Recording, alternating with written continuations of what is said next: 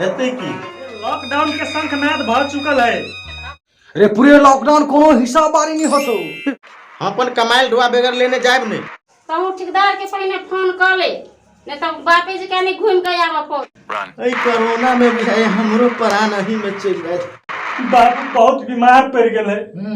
हमरो बाप बीमार पड़ रहे, कल की से पैसा लगते की कहियो, पैसा के चलते तो हम बाप के छोड़ देली, वो मर गेले।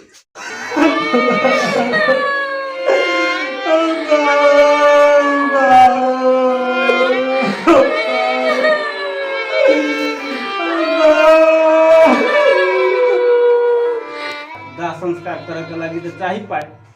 मालिक बाबू गुजर गए। बाबू गुजर गेले, गरीब लाल चल गया।